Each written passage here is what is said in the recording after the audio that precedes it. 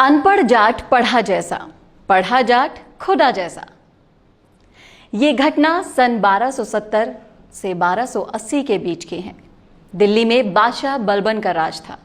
उसके दरबार में एक अमीर दरबारी था जिसके 3 बेटे थे। उसके पास 19 घोड़े भी थे। मरने से पहले वो वसीयत लिख गया कि इन घोड़ों का आधा हिस्सा बड़े बेटे को, चौथाई हिस्सा मंझले को और 5वां हिस्सा सबसे छोटे बेटे को बांट दिया जाए। बेटे उन 19 घोड़ों का इस तरह बंटवारा कर ही नहीं पाए और बादशाह के दरबार में इस समस्या को सुलझाने के लिए अपील करने लगे। बादशाह ने अपने सभी दरबारियों से सलाह ली, पर उनमें से कोई भी इसे हल नहीं कर सका। उस समय प्रसिद्ध कवि अमीर खुसरो बादशाह का दरबारी कवि थे।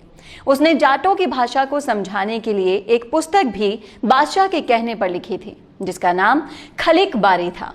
खुसरो ने कहा कि मैंने जाटों के इलाके में खूब घूम कर देखा है और पंचायती फैसले भी सुने हैं, और सर्वखा पंचायत का भी कोई पंच ही इसको हल कर सकता है। नवाब के लोगों ने इनकार किया कि यह फैसला तो हो ही नहीं सकता, लेकिन कवि अमीर खुसरो के कहने पर बादशाह बलबन ने सर्वखा पंचायत में अपने एक खास आदमी को चिट्ठी देकर सोरम गांव भेज दिया। इसी गांव में शुरू से सर्वखा पंचायत का मुख्यालय चला आ रहा है और आज भी मौजूद है। ये चिट्ठी पाकर पंचायत ने प्रधान पंच चौधरी राम सहाय को दिल्ली भेजने का फैसला किया। चौधरी साहब अपने घोड़े पर सवार होकर बादशाह के दरबार में दिल्ली पहुंच गए और बादशाह ने अपने ही सारे दरबारी बाहर के मैदान में इकट्ठे कर लिए। वहीं पर 19 घोड़ों को भी लाइन में लगवा दिया गया।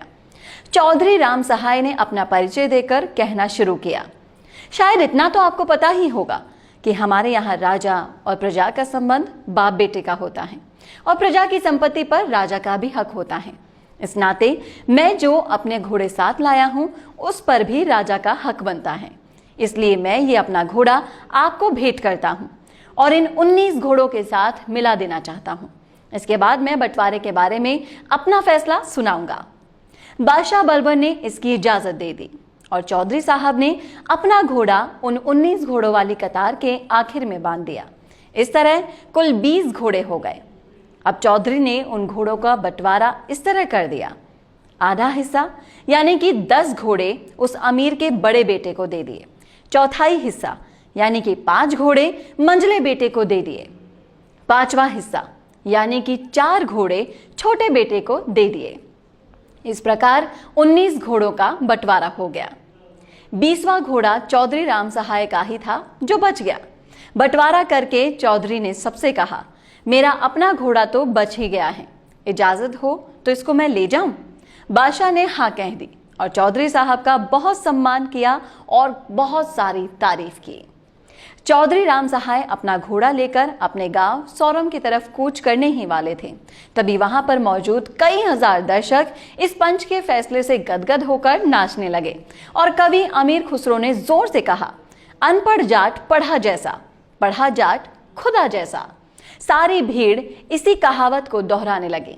तभी से यह कहावत हरियाणा, पंजाब, राजस्थान और उत्तर प्रदेश और दूसरी जगहों पर फैल गई। यहाँ ये बताना भी जरूरी है कि 19 घोड़ों के बंटवारे के समय विदेशी यात्री और इतिहासकार इब्न बतूत भी वहीं दिल्ली दरबार में मौजूद थे और ये वृतांत सर्वखा पंचायत के अभिलेखागार में भी मौजूद हैं। तो दोस्तों, ये है जाटों का इतिहास। कैसा लगा आपको? हमें कमेंट बॉक्स में कमेंट करके जरूर बताएं।